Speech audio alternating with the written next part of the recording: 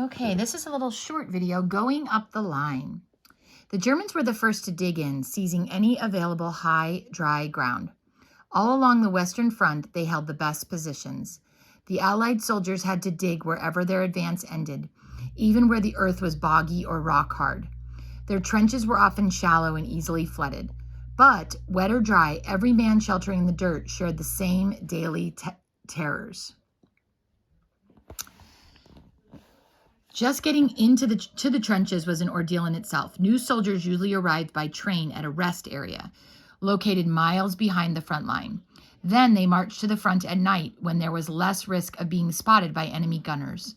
Approaching the battle zone, they passed along shattered roads, through ruined villages and forests of splintered trees, until their paths dipped and narrowed and they entered a communication trench. These long, twisting ditches were the arteries for all the supplies and fresh troops that fed into the trench network.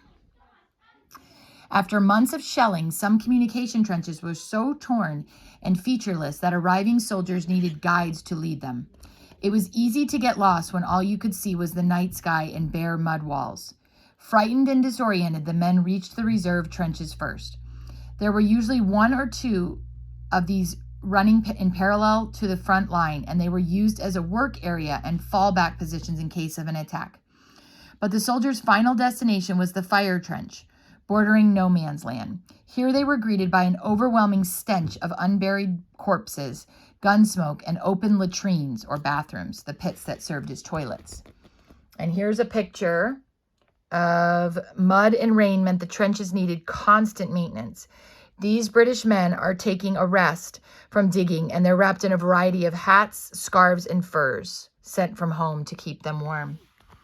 Soldiers quickly learned to keep their ears open and their heads down at all times. It was rare for a trench to be much deeper than head height. This only added to feelings of tension and claustrophobia as thousands of soldiers died from head wounds. It was only late in 1915 that French troops were issued with steel helmets. The British didn't receive them until 1916.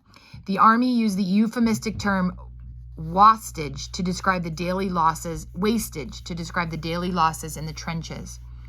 There were other ever-present hazards: rain and snow, plagues of vermin, that's rodents, and disease. Thousands of soldiers died of exposure or lost their feet to a fungal infection known as trench foot. Body lice made the men itch and gave them fevers. Huge rats gorged themselves on the dead, and one German officer described flies so thick on the ground they looked like a cushion of blue velvet. Soldiers had to manage with all this as best they could, as they lived in the fire trench for a week or two at a time. Then they would spend another week in a support trench before replacements came, and they could go back to the reserve area for a week or two before the cycle began again. People tend to think of trenches as being straight, but in fact they were made up of short, straight sections called traverses, linked together at right angles. This meant that soldiers could dodge around a corner to shelter from bullets or shrapnel from shells, whatever angle they were coming from. Piles of sandbags formed a parapet along the front of the trenches to give cover from snipers. More sandbags at the back formed a parados to protect the men from shells exploding behind them, and shots fired from the reserve trenches. And so this is kind of how it would be. There's this no man's land, and then there's the blue team versus the red team, right? And so you've got your communication and your fire trench, and then your support trench, and then your reserve trench. This shows the typical layout of the trenches. By the end of the war, there were over 20,000 miles of these snaky systems carved out of the Western Front. So we've got a student here that's going to give a guided tour of a restructured trench.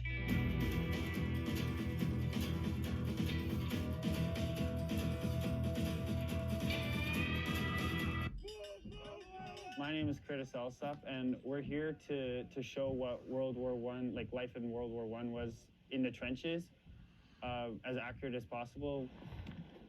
Everyone thinks it's gunfire, and we need to show them what like day-to-day life was like. We're going to the trenches. I'm a student from Burnaby North. I think we're going to be filming for 2 months here. But we kind of asked them to think about 100 years ago, what was a student your age doing as opposed to what you're doing now? And could you walk a mile in their shoes? So in the trenches, it gets really tight, it's cold, it's wet, we have limited space, and for us taller people, we gotta stay lower or we'll get shot. This is where they cook their food here. They would put fire under here and they cook their food there. And then their waste management system, this is where they go to the bathroom. Their privacy is just a simple little like sheet thing. They slept in here. They would have to sleep with their legs out because if this collapsed on top of them, someone would have to run and pull their legs out. If your head showed in the trench, you would obviously be shot by a German soldier or sniper. So they would put this out, look around, see if it's cleared, see if they can do daily tasks and stuff like that, plant mines or something. Obviously, they kept like commanding like hierarchies. They didn't salute as much because German snipers would know, oh, they salute towards him, we have to kill him. But yeah, this is the front line. This would go over the top. They would climb a ladder, go right over top, right into warfare. And they didn't know it at the time, but PTSD. They would climb the ladder, go over top, have a breakdown, and then not be able to continue. In World War I, kids my age were serving. Like we have to be grateful for what they did for us because kids our age were in the war. They were doing great things for our country, and they might not have come home.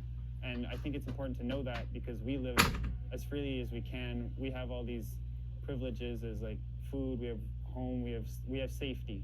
Someone could just die right beside them and they just think of it as an everyday thing. If someone died next to me, I'd be pretty shocked and scared about that. But these guys, they went through a lot and they were just only like my age, 17, 18, 19-year-olds. And obviously older, but the teenagers, we need to realize that there were people out there our age serving. Action! I hope in the end that the students themselves break outside that textbook. I hope that they can get rid of all that boring stuff they want. They always say history's so boring. I want them to bring that alive and see what it could have been like and what it was like for students their age. A lot of these kids were underage, right? Like they lied. They were 16, 17-year-old kids just like these students. And so I hope that they can kind of put themselves in that position and have a different perspective, just even if for a minute, to see what it would have been like and how grateful we have it today. Cut! Since they've started actually delving into this, I think the excitement levels, the engagement levels, they'll talk about it. It'll be like, well, yeah, but that's not real. Like, it would have been like this. And when they're in the trenches, they're like, no, like, if we're gonna do a scene, it has to be like this because I read this. So they're actually bringing what they've learned to the set, which is kind of amazing to see because usually it's like on page 425. It's a long time ago and it's history, but it's something they need to remember. It is something that we need to remember for the sacrifices that the soldiers brought.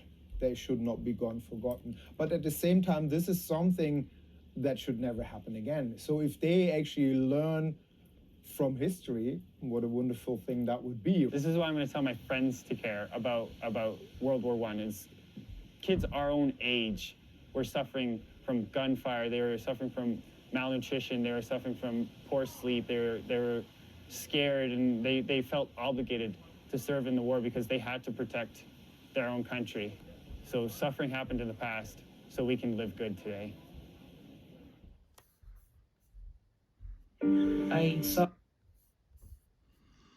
Okay, and then trench life. This was some of the hard stuff that was happening in the trenches. World War I was famous for the use of trench warfare. Trenches were used from Gallipoli to the Western Front.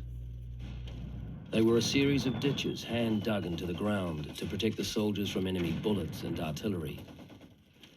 Soldiers would fight, eat, and sleep in the trenches. No man's land between the trenches was the most deadly place to be.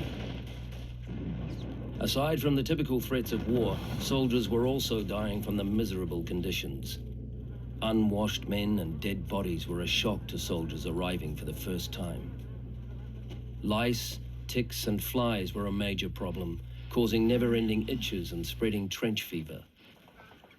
Millions of rats lived in the trenches, feeding on the scraps of war. Some grew to be the size of cats. Standing in the wet, muddy conditions on the Western Front caused trench foot, which could lead to amputations. The New Zealand soldiers lived on a grueling diet of corned beef, jam and stew, topped off with hard, dry biscuits. At Gallipoli, the Anzacs had few grenades, so they turned their empty jam tins into homemade bombs. During the war, a new deadly weapon was deployed: poison gas. Soldiers would cover their faces with rags soaked in urine until gas masks were developed to give them better protection. By the end of World War I, advances in more mobile technology changed the way wars would be fought in the future. Okay, and then we're not going to do this. There's so much stuff they're giving you on trenches, so we're not going to do that. But we are going to do a little document here on frostbite. Medical case sheet, Army Form I, 1237. Number in admission and discharge book, 2. 121. Year, 1914. Regimental number, 11693. Rank, private. Okay, so all they're Surname, doing here Christian is just reading about name, frostbite and a death that Unit, occurred. First So that Grenadier. was another thing that people Age. could die from, was frostbite during that time. So that is the end of that section.